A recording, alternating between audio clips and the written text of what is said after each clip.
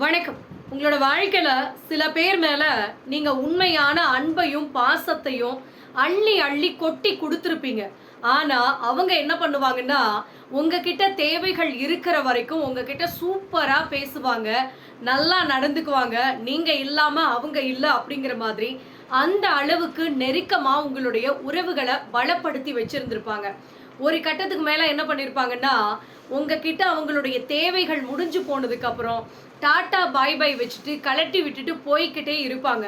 உங்க மனசுக்கு என்ன தோணும்னா, நாம உண்மையா இருந்தோமே, ஆனா அவங்க நம்மள இப்படி ஏமாத்திட்டு போயிட்டாங்களே அப்படின்னு வலிகளும் வேதனைகளும் உங்களுக்கு இருக்கத்தாங்க செய்யும்.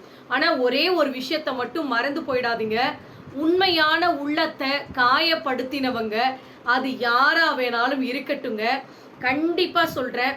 அவங்களுடைய வாழ்க்கையில தன்னுடைய அழிவ பொய்யான உறவுகள் கிட்ட சந்திக்க நேரிடும் அப்படிங்கிறத மறந்து போயிடாதீங்க.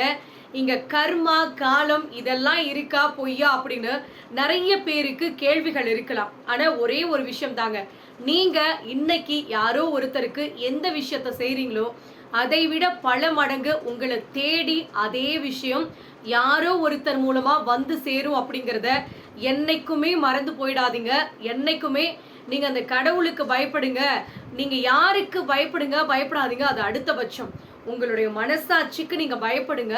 உங்க மனசாட்சிக்கு நீங்க உண்மையா இருந்தீங்கன்னு வச்சுக்கோங்களேன், யாருக்குமே பயப்பட வேண்டிய அவசியமே கிடையாதுங்க. என்னைக்குமே உங்க வாழ்க்கையில அதிகமா பேசி பேசி திகட்டிடாதீங்க. நீங்கலாம் பேசுவீங்களா அப்படின்னு எதிர்பார்க்குற அளவுக்கு உங்கள நீங்க கிரியேட் பண்ணி வச்சுக்கோங்க. அப்படியெல்லாம் கிடையாதுங்க. நான்லாம் வாய திறந்தேன்னா, சுவிட்ச் போட்டு ஆஃப் பண்ற மாதிரி யாராவது ஒருத்தர் ஆஃப் பண்ற வரைக்கும் நான் நிறுத்தவே மாட்டேன். லொட லொடன்னு பேசிக்கிட்டே இருப்பேன் அப்படின்னு நீங்க நினைச்சீங்கன்னா, ஒரே ஒரு விஷயம் தான். நல்லா ஞாபகம் வச்சுக்கோங்க. அந்த இடத்துல உங்களுக்கு மதிப்பு, மரியாதை எதுவுமே இருக்காதுங்க. உங்கள ஓரங்கட்டிடுவாங்க, ஒதுக்கி வச்சிருவாங்க. இன்னும் சொல்ல போணும்னா, உங்கள மட்டம் தட்டி வச்சிருவாங்க. அதனால தான் நான் பல தடவ நெறைய வீடியோ பதிவுல உங்ககிட்ட சொல்ற ஒரு விஷயம் என்னன்னா, அதிகமா பேசி பேசி திகட்டிடாதீங்க. உங்களோட பேச்சுக்குன்னு ஒரு மரியாதை இருக்கு, ஒரு வேல்யூ இருக்கு. அத எல்லா இடத்துலயும் கொட்டி தீர்த்துட்டீங்கன்னு வச்சுக்கோங்களேன், உங்கள சில பேர் ரெஸ்பெக்ட் பண்ணவே மாட்டாங்க. அட்லீஸ்ட் உங்களுடைய மரியாதைக்காகவாது தேவையில்லாத வார்த்தைகள் பேசுறத கொஞ்சம் குறைச்சுக்கோங்க. இங்க நெறைய மனுஷங்க என்ன நினைக்கிறாங்கன்னா, நம்மளுடைய கேரக்டர் மாதிரியே எல்லாருமே இருக்கணும் அப்படின்னு நினைக்கிறது மிகப்பெரிய முட்டாள்தனங்க. நம்ம நல்லா ஞாபகம் வச்சுக்க வேண்டிய ஒரு விஷயம் என்னன்னா, கைரேகை எப்படி ஒவ்வொரு மனுஷனுக்கும் வித்தியாசமா இருக்கும். அதே மாதிரி மனுஷனுடைய கேரக்டர் நிமி எல்லாருக்குமே மாறுபடும் அப்படிங்கிறத மறந்து போயிடாதீங்க. நம்மள மாதிரியே எல்லாரும் இருப்பாங்க அப்படின்னு நினைச்சு ஏமாந்து போய் நிக்காதீங்க. உங்ககிட்ட இருப்பு இருக்கிற வரைக்கும் தான் உங்கள சுத்தி இருக்கிற சொந்தக்காரங்களுடைய செருப்பு கூட உங்க வீட்டு வாசல்ல நிறுத்துவாங்க அப்படிங்கிறத ஞாபகம் வச்சுக்கோங்க. ஸோ உங்ககிட்ட ஒண்ணுமே கிடையாது, நீங்க அடுத்தவங்க கிட்ட கையேந்துற நிலைமையில இருக்கீங்க அப்படின்னா நல்லா கவனிச்சுக்கோங்க. யாரும் உங்கள எட்டி கூட பார்க்க மாட்டாங்க. ஞாபகம் வச்சுக்கோங்க. பலம் இருக்கு அப்படின்னு எதிரியையும், பணம் நம்மகிட்ட நெறைய இருக்கு அப்படின்னு நம்ம செலவையும் என்னைக்குமே சம்பாதிக்கவே கூடாதுங்க. ஸோ தயவு செஞ்சு அத புரிஞ்சுக்கோங்க. மனுஷனோட வாழ்க்கை எப்ப எப்படி மாறும் அப்படிங்கிறது யாராலையும் கணிக்கவே முடியாதுங்க. ஸோ இருக்கு அப்படின்னு ஆடவும் வேணாம், இல்லையே அப்படின்னு வாடவும் வேணாம். ஸோ வாழ்க்கை எப்படி வேணாலும் மாறும். அத பாசிட்டிவா கொண்டு போறது நம்மளுடைய கையில தாங்க இருக்கு. ஞாபகம் வச்சுக்கோங்க. என்னைக்குமே நம்மளோட வாழ்க்கைய அழகாக்குறது, அலங்கோலமா ஆக்குறதும் அப்பப்போ நம்மளோட வாயிலிருந்து வரக்கூடிய அந்த வார்த்தை மட்டும்தாங்க. நான் பல தடவை சொல்லியிருக்கேன். தேவையில்லாத பேசுனீங்க அப்படின்னா, அந்த இடத்துல கண்டிப்பா உங்களோட மரியாதை குறையும். அது அடுத்த பட்சம். இங்க நெறைய பேர் என்ன பண்ணுவாங்கன்னா, வார்த்தைகள விட்டுருவாங்க. தெரியாம கூடன்னு வச்சுக்கோங்களேன். எனக்கே தெரியாம என் வாயில இருந்து இந்த வார்த்தை வந்துருச்சு அப்படின்னு சம்டைம்ஸ் நானே அந்த விஷயத்த அனுபவிச்சிருக்கேன். ஸோ ப்ளீஸ் அனுபவ ரீதியா ஒரு விஷயத்த உங்ககிட்ட சொல்றேன். எல்லார்கிட்டயுமே வெள்ளந்தியா மனசுல இருக்கிற எல்லாத்தையும் சொல்லணும் அப்படின்னு அவசியமே கிடையாது. அதே மாதிரி நாம கேட்ட, நாம பார்த்த எல்லா விஷயத்தையும் எல்லார்கிட்டயும் ஷேர் பண்ணணும் அப்படின்னு அவசியமும் கிடையாதுங்க. அப்படி எல்லாத்தையுமே எல்லார்கிட்டயும் சொல்லிட்டு, ஒரு திறந்த புத்தகம் மாதிரி நான் இருக்கேன். என்கிட்டலாம் ஒளிவு மறைவே கிடையாது. மனசுல ஒளிச்சு வச்சுட்டு எனக்கெல்லாம் பேச தெரியாது அப்படின்னு நீங்க வேணா பெருமையா நினைச்சிட்டு இருக்கலாம் உங்கள பத்தி. ஆனா ஒரு விஷயத்த தெளிவா புரிஞ்சுக்கோங்க. இங்க யாரும் உங்ககிட்ட திறந்த புத்தகமா இருக்கிறதுக்கு விரும்பல. புரிஞ்சுக்கோங்க. எல்லாரும் நம்மகிட்ட நம்மள மாதிரி தான் இருப்பாங்க அப்படின்னு நீங்க வேணா நினைச்சிட்டு இருப்பீங்க. ஆனா எல்லாருமே அந்த மாதிரி கிடையாது அப்படிங்கிறத அனுபவிக்கிறப்ப தான் தெரியும். நீங்க நினைக்கலாம், அப்படியெல்லாம் எனக்கு ஒண்ணும் கிடையாது. என் கூட இருக்கிற என்னோட ஃப்ரெண்ட்ஸ், என்னோட சொந்தக்காரங்க எல்லாருமே நான் எப்படி இருக்கனோ அதே மாதிரி தான் என்கிட்டயும் இருக்கிறாங்க அப்படின்னு இன்னைக்கு வேணா நீங்க நினைக்கலாம். ஆனா என்னைக்காவது ஒரு நாள் நான் சொன்னது, இந்த சரண்யா சொன்னது கண்டிப்பா உங்களோட வாழ்க்கையில கரெக்ட் தான். அன்னைக்கே அவங்க சொன்னாங்க, அன்னைக்கே நம்ம கேர்ஃபுல்லா இருந்துக்கலாம் அப்படின்னு நீங்க யோசிக்க வைக்கிற அளவுக்கு, உங்களோட லைஃப்பை நீங்களே யோசிக்க வைக்கிற அளவுக்கு கண்டிப்பா எல்லாரோட வாழ்க்கையிலுமே ஏதாவது ஒரு சந்தர்ப்பங்கள் உருவாகும். அந்த நேரத்துல நீங்க அதை உணர்வீங்க. அதுக்காக தான் நான் உங்ககிட்ட ஆரம்பத்திலேயே சொல்றேன், பி கேர்ஃபுல். எல்லார்கிட்டையும் ஒரே மாதிரி இருக்கணும் அப்படின்னு நினைக்காதீங்க. அது மிகப்பெரிய முட்டாள்தனங்க. நாம எந்த இடத்துல இருக்கிறோம், நமக்கான வேலை எது, நாம எந்த பொறுப்புல இருக்கோம் அப்படிங்கிறத என்னைக்கு நாம உணர்ந்து அதை கரெக்டா செயல்படுத்த ஆரம்பிக்கிறோமோ, நம்மளுடைய வேலை என்னங்க, நம்மளுடைய பொசிஷன் என்ன, நாம என்ன பண்ணுனா நம்மளோட வாழ்க்கையில முன்னேறலாம் அப்படின்னு நம்மளை பத்தி முதல்ல நாம யோசிக்க ஆரம்பிக்கணும். அப்படி நம்ம யோசிக்க ஆரம்பிச்சிட்டோம்னு வச்சுக்கோங்களேன், நம்மளோட வாழ்க்கையில வெற்றி, மதிப்பு, மரியாதை இது எல்லாமே உங்களை தேடி வரும் அப்படிங்கிறத மறந்து போயிடாதீங்க. ஏமாத்தி சம்பாதிச்ச பணத்துல கோட்டைய வேணாலும் நீங்க வாங்கிடலாங்க. ஆனா நிம்மதியான கொரட்டைய வாங்க முடியுமா? யோசிச்சு பாருங்க. அந்த நிம்மதியான தூக்கம் இருக்கு பாத்தீங்களா? நம்ம என்னைக்கு ஏமாத்தி அடுத்தவன் பணம் 10 ரூபா நம்ம கிட்ட இருக்கு, நாம அவங்களை இந்த மாதிரி கஷ்டப்படுத்தி இருக்க கூடாது அப்படின்னு நம்மளோட மனசுக்கு என்னைக்கு தோணுதோ அந்த நாள் நம்மளோட வாழ்க்கையில நிம்மதியை இழந்துட்டு அன்னைக்கு இரவு முழுக்க நம்மளுக்கு தூக்கமே வராதுங்க. நல்லா யோசிச்சு பாருங்க. நம்மளோட வாழ்க்கையில நம்மளுக்கு நல்லது கெட்டது இது எல்லாமே நம்ம அன்னைக்கு நைட்டு தூங்க போறோம் பாத்தீங்களா, அந்த தூக்கமே நம்மளுக்கு கொடுத்துருங்க. நம்மளுக்கு நிம்மதியா இருந்தாலும் சரி, குற்ற உணர்வா இருந்தாலும் சரி, அந்த தூக்கமே நம்மளுக்கு கொடுத்துரும். நல்லா யோசிச்சு பாருங்க. ஒரு தடவை நம்மளுக்கு குற்ற உணர்ச்சி வந்துருச்சு அப்படின்னா நாம அந்த இடத்துல ரொம்ப சூதானமா நடந்துக்கணுங்க. 2வது தடவையும் குற்ற உணர்ச்சி வந்துருச்சு அப்படின்னா நாம ஏதோ தப்பு பண்ணிக்கிட்டு இருக்கோம், அந்த தப்பை திருத்திக்கணும் அப்படிங்கிறதுல கொஞ்சம் கவனம் செலுத்துங்க. ஏன்னா அடுத்தவங்களை ஏமாத்தி அதை நாம என்னங்க பண்ண போறோம் யோசிச்சு பாருங்க. அதுல நிம்மதியா கூட நம்மளால இருக்க முடியாது. எவ்வளோ பெரிய உச்சிக்கு போனாலும் டக்குன்னு நம்ம சரிஞ்சிருவோம். அதனாலதான் சொல்றேன், ஒவ்வொரு அடியா எடுத்து வைக்கலாம். நம்மளோட சொந்த காசுல, நம்மளோட சொந்த காலில் உழைச்சி நம்ம சம்பாதிக்கிற அந்த பணமா இருக்கட்டும், அந்த ஒரு பதவியா இருக்கட்டும், வாழ்க்கையில என்னைக்குமே அது யாராலையும் புடுங்கவே முடியாதுங்க. ஒருவேளை உங்ககிட்ட இருந்து அதை பறிக்கணும் அப்படின்னு நினைச்சாங்கன்னு வச்சுக்கோங்களேன், கண்டிப்பா சொல்றேன், வாழ்க்கையில நீங்க கஷ்டப்பட்டு முன்னேறி போயிட்டு இருக்க அந்த ஒவ்வொரு இடமும் உங்களுக்கு தெரியும். எந்த இடத்துல சறுக்கல் வரும், எந்த இடத்துல பிரச்சனை வரும் அப்படின்னு அந்த அனுபவத்தை உங்களுக்கு இந்த வாழ்க்கை கொடுக்கும். அதனால நீங்க எவ்வளவு பெரிய இடத்துல போய் சறுக்கி விட்டு விழுந்தீங்கன்னா கூட உங்களோட சொந்த உழைப்புல மேல ஏறி இருந்தீங்கன்னா அடுத்த நிமிஷமே யாருக்கும் பயப்படாத சர்ன்னு நீங்க மேல போவீங்க.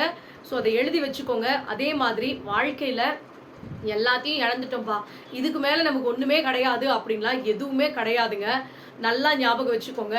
ஒரு 5 மாசம்னு வச்சுக்கோங்களேன், ஒரு 5 மாசம் வாழ்க்கையில எனக்கு எதுவுமே கிடையாது, என்கிட்ட வருமானம் இல்லை, நான் உழைக்கிறேன், ஆனா நான் என்னோட உழைப்புக்கு ஏற்ற ஊதியம் எனக்கு கிடைக்கல அப்படின்னு நீங்க நினைக்கலாம். ஆனா ஒரு விஷயத்த ஞாபகம் வச்சுக்கோங்க, உங்களோட உழைப்பை மட்டும் நீங்க கைவிடாம சரியான பாதையில போயிட்டு இருந்தீங்கன்னா கண்டிப்பா சொல்றேன், எதையெல்லாம் நீங்க இழந்தீங்களோ, எத்தனை நாளா நீங்க வருமானம் இல்லாத இருந்தீங்களோ அத்தனையும் விட்டதை அத்தனையும் உங்களால பிடிக்க முடியும்.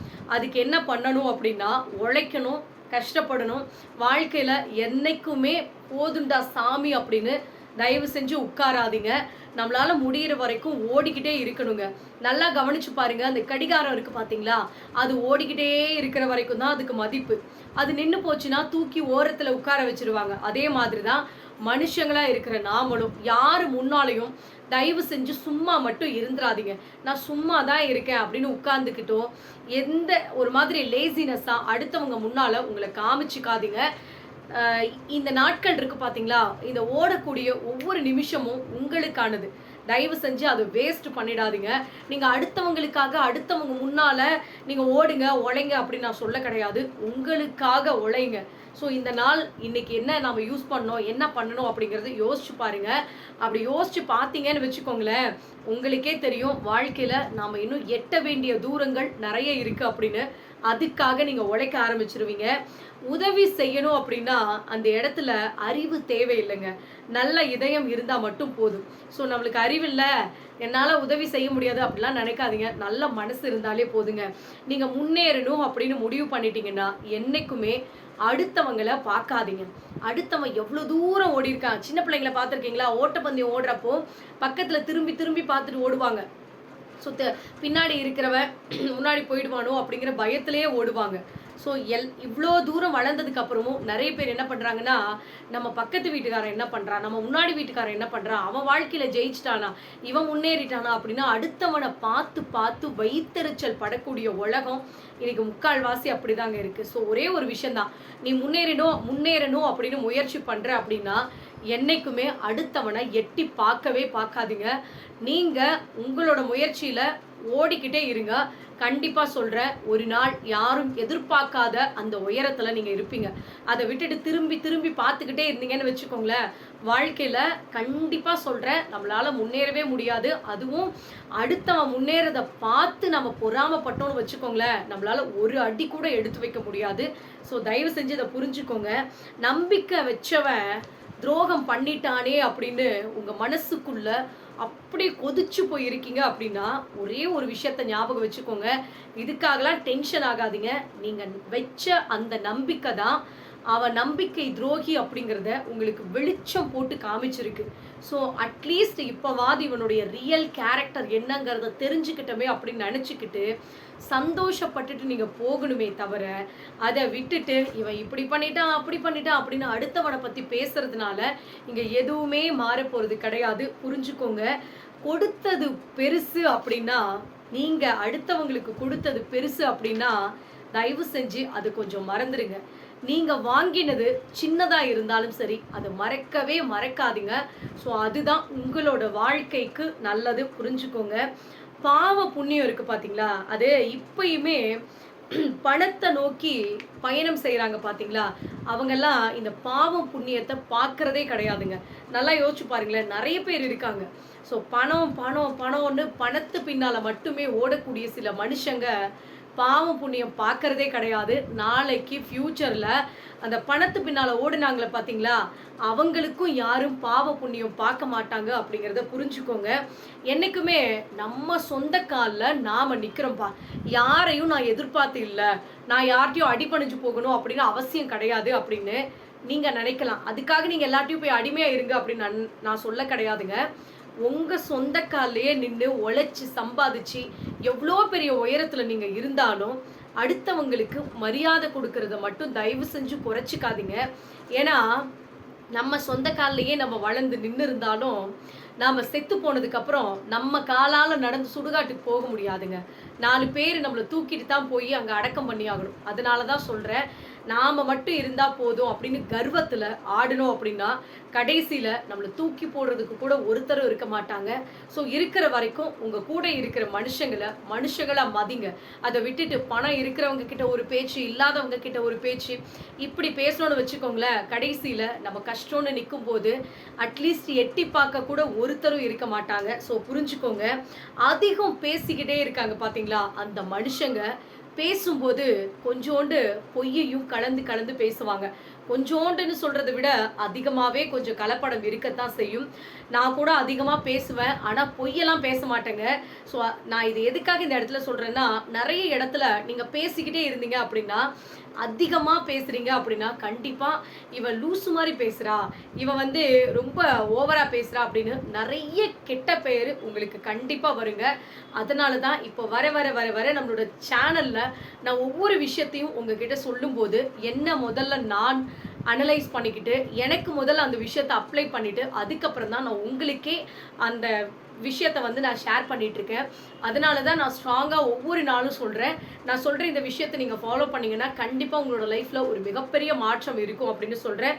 மறைக்காமல் இது எல்லாமே ஃபாலோ பண்ணுங்கள். என்றைக்குமே அதிகாரம் இருக்குது பார்த்தீங்களா, அந்த அதிகாரம் எப்போதுமே அன்பானவங்களை மட்டும்தாங்க காயப்படுத்தும்.